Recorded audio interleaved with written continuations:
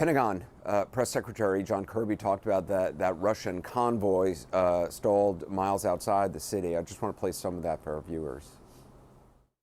That convoy that we talked about also has been stalled and slowed. And quite frankly, a big reason for that has been the Ukrainian resistance. They were able to hit some of those lead vehicles and get it to stop. What's the latest that you've been hearing and seeing? Well, the Pentagon, Anderson, saying that that not only is it stalled, but that it hasn't really moved, obviously, in the past few days since the weekend. It's stuck about 15 miles outside of Kyiv. And on top of the efforts that the Ukrainians and special forces in particular have made against those vehicles, there was also a bridge that was blown up that has caused them to stop, that has prevented their advance. But there are a number of factors that have gone into the fact that this convoy is pretty much at a standstill. I mean, think about how many days that we've been talking about this, and it stretched way out. And initially it was 3 miles. Now it's stretched way out to 40 miles. And you've heard military experts and former officials talking about them being sitting ducks out there. And so we have seen these Ukrainian forces managing to pick off a number of those vehicles.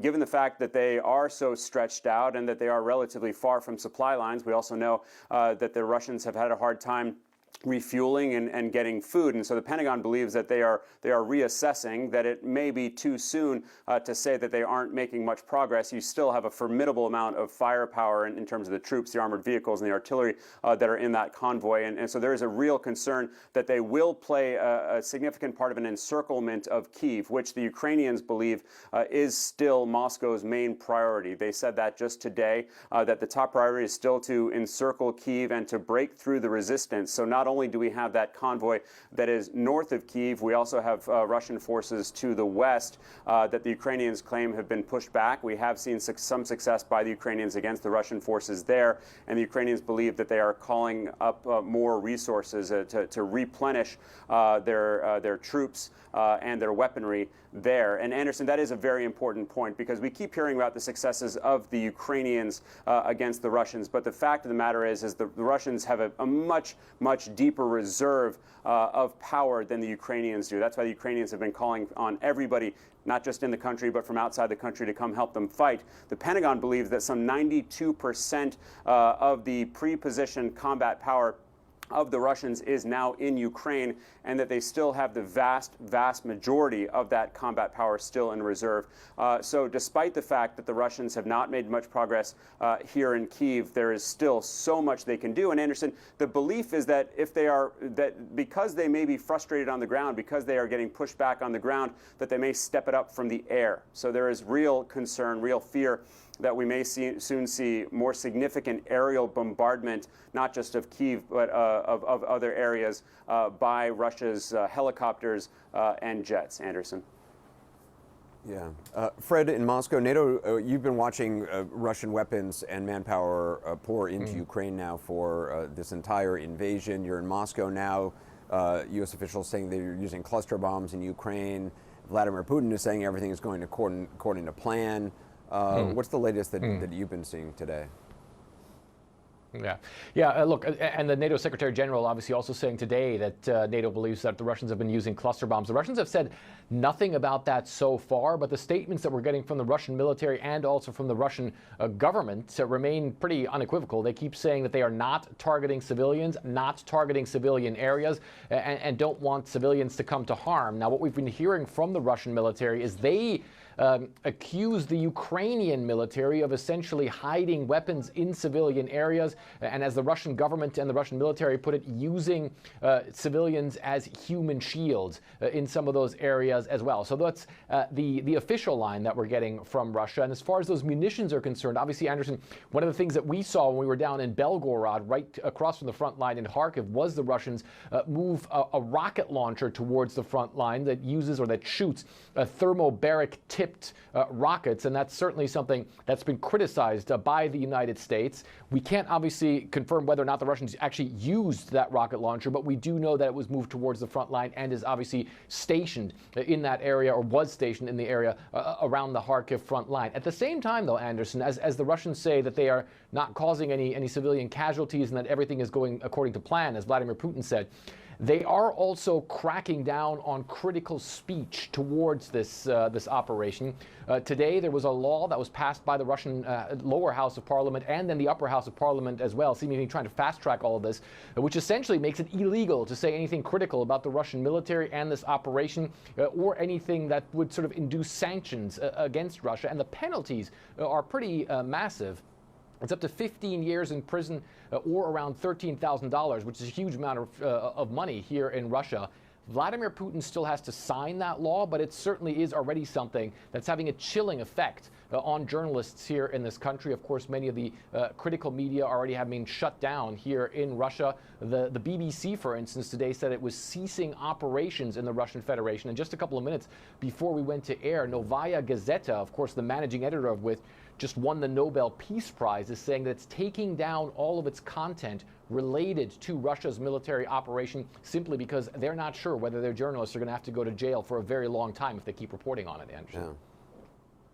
Yeah, I mean, it's all obviously aimed at journalism and accurate coverage, because right now everything that's imposing sanctions on Russia are the statements of Vladimir Putin. So he's actually should be subject to that law. Alex Marquardt, Fred Plankton, appreciate it. Now back to Anna in New York.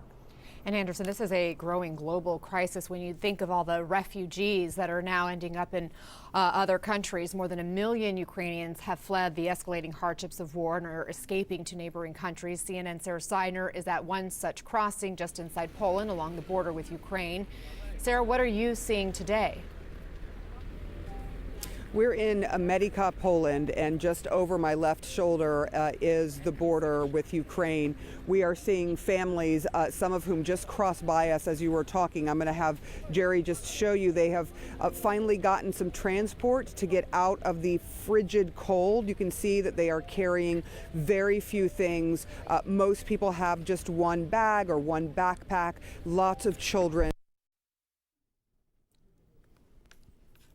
Some kids who are in 9 or 10 coming over the border. It's slow when it comes to the numbers, but as you're seeing, it's all day and all night long people coming through here. And now Poland has about half of the 1 million plus people who have made their way from the war in Ukraine into another country. Poland bearing the brunt of that because of its proximity and because Poland has opened its doors much wider, allowing people, for example, not just to drive, they can walk, and however they can get here, they will be allowed over the border. The EU and Poland assuring people, no matter what their residency is or what their passport says, they will be allowed to cross away and out of war.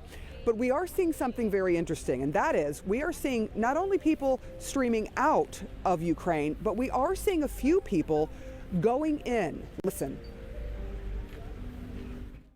We picked up a few guys and we were ready to join the fight. The little story, I was a sniper in Afghanistan twice, and I went against ISIS as well in 2015, so it's my second time as a volunteer. And we just met up at the airport. And we need to push a lot of people at the front very quickly. So there were several men that we noticed walking towards the border and then going in. They were speaking French. There was someone who was French Canadian, and there were people who were from the UK, from England. All of them said that they were veterans of war and that they wanted to just go and fight. Fight for Ukraine, fight for, as they said, freedom, fight against Russia and against what they called fascism and communism. They said this is their duty, and that they are going in unpaid to try and help the Ukraine people. One by one, they said they had a plan and that they had someone meeting them on the other side in Ukraine. Anna? It's all so interesting, so tragic. Sarah, stay with me for just a sec. I know we were having some issues with your signal, but I've been able to hear you loud and clear. I just want to ask you then, if there are some 500,000 people who are then crossing the border, are there in Poland right now, what happens to them after they cross? I mean, longer term, not just within 24 hours, but, you know, in the weeks to come, where are they going? What's going to happen to them? That's the thing, and that's why you see so much panic on people's faces, so much sorrow on people's faces, because frankly, most of them have no idea. We met a family last night who literally had the clothes on their back. They had nothing. They had panicked. There were bombings very close to them. They had gone into a shelter and literally ran out of that country as fast as they could get here. And they got here eventually by train. And it was just a matter of trying to figure out who they could go to. They said they were going to a friend's house, the friend barely even knowing that they were going to show up the same night. There isn't a lot of planning that you can do. I mean, this has only been going on for a week and a few days, and so people don't know. Some of them have been stuck in a train station for a couple of days trying to figure out their lives. One thing, though, we are hearing is that there are lots of people here in Poland and around Europe, Germany, Denmark, who are telling people they are welcome. They can come and stay in their personal homes, and they'll give them transportation.